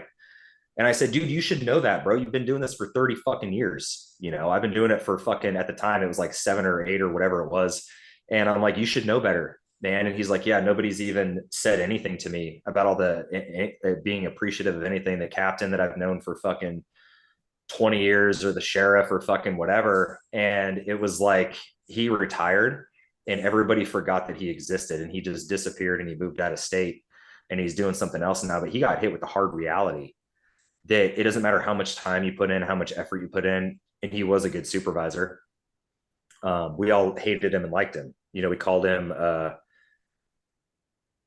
like he was like a dad, you know what I'm saying? So it was kind of like that, but it was just interesting to see him walking down into the report writing room when I was chilling at my desk and say, dude, Trent, you were right. Like, I didn't think that this was going to be like this when I went to retire. And I said, yeah, no one cares, man. Once you're out of the system, dude, like you're forgotten. You're another number, especially if you're in an IA, if you're off on stress leave, you're on your own little island alone by yourself, isolated. And that's why a lot of guys don't make it, because they can't get out of that hole because nobody's checking on them. No one's talking to them because it's like, I don't want to touch that, man. I don't want that to rub off onto me and people see me being affiliated. Like my buddy that overdosed on heroin, when he came back to life and some time had gone by, he was still dealing with his court case. He'd go around town, small community. And he told me, he's like, I've seen some of these guys I used to work with. They won't even look at me anymore. Won't even look at me. Guys that I considered my friends. And I said, that's why I tell people now, no one's your friend, bro. You got 2 or 3 of those motherfuckers. That's it. But yeah, you go from balls to the wall, adrenaline, and you're working all these shifts, and that's all year after year after year, and your brain and your body get adjusted to that. And naturally, when you go 10-8, your blood pressure goes up automatically, dude. When you put on that uniform and you fucking sitting in your car, do a fucking before and after, man. You're already up. You haven't even gone to a call yet. You're just sitting in the car. Okay. But you maintain that for a long period of time. Like me, dude, I was having crazy just dump after I got to a point, bro, where I got fried my nerves to where I didn't feel anything anymore. I had no more adrenaline. It was like a little tiny bit. If the situation was extra crazy, I had 0 tunnel vision of any kind. I saw and heard with such clarity, just like what I'm doing right now. It got to that point. So when you automatically stop one day and you come to a screeching halt, there's problems. That's why a lot of guys, when they retire, heart attack, they fucking shoot themselves in the head or whatever. Yeah. Understandable. It's because of what happens in our bodies and our brains with that type of high stress job and having to function and having to do it for so long. And then just come to a screeching halt. And they also have the other issue of, who am I now? I'm not a cop anymore. I lost my identity, which is a big problem. That's another thing my friend told me that wants to get out of it now. He's like, yeah, but I've done this for so long, 10 plus years. He's like, who the fuck, what am I after that? You're walking around, you're right. Like, what do you do for a living? Oh, I'm a cop. And you take pride in that. I did. And then it ceases to exist anymore because there's nothing else like that job. And, like maybe firefighter or something like that. But to say that that's your profession, everyone's like, their ears perk up, like, oh, really? And you know what I'm saying? And even when people ask, like, what'd you used to do? Were you in prison? And I'm like, no, I was a cop. And, and they're like, oh, really? That's really interesting. And like, oh, what's the craziest thing you ever did? And I'm like, your mom, like, dude, it's like, it is a crazy fucking profession for that reason alone. But no, you're right. That was a big part of it. Like, it becomes a lot of cops' identities. And all of a sudden, when that retirement day comes, you're like, well, who am I? Like, what do I do with my life now? And like, you're so hardwired. Like, this is my life. Like, I wish more cops would see that there's life outside of just being a cop. Yeah. You're separate. You're separate from your job. Your job doesn't define you. But unfortunately, a lot of cops, they do let it define them, and it just psychologically it can take a lot of wear and tear on them. And it's unfortunate, but it's crazy. I got a interesting piece of advice from my first phase FTO. This was like my within my first week, I think, dude. First phase, oh my god, that was such a fucking dumpster fire, dude. Holy fuck. I was questioning everything, man. Like that I like in terms of like, should I even be a cop? Because I was fucking up. You know what I'm saying? Yeah. And anyway, my first phase FTO, cool fucking dude, bro. Like a barn burner, man, like straight goon. And he had like over 10 years in, still a young guy, badass canine handler. His dog had like the most bites in the fucking department and shit. Good cop too.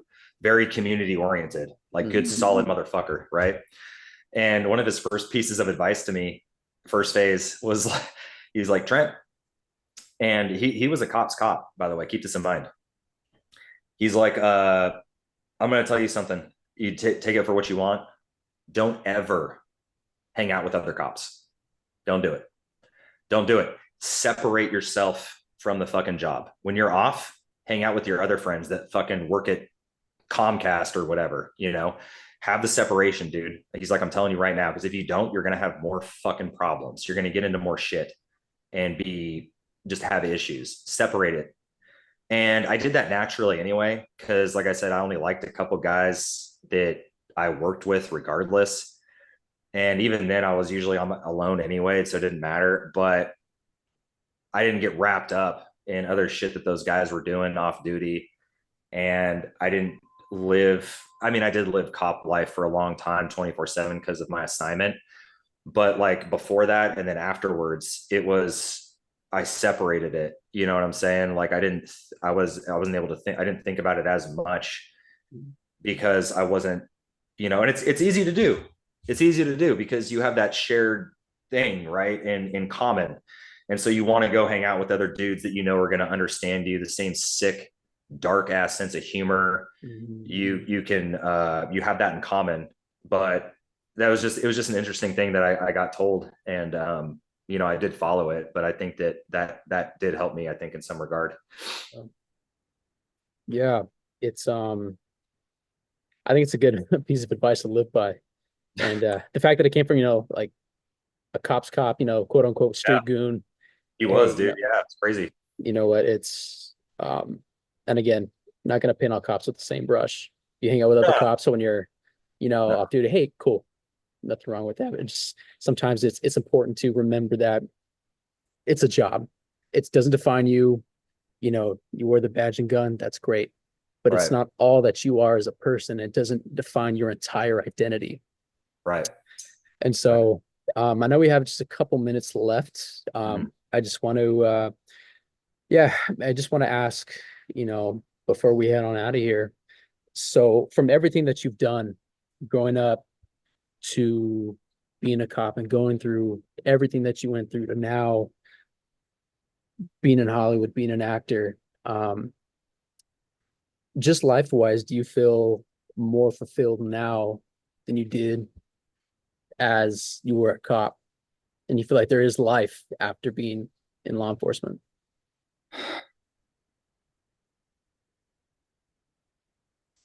Yeah, that's a crazy question.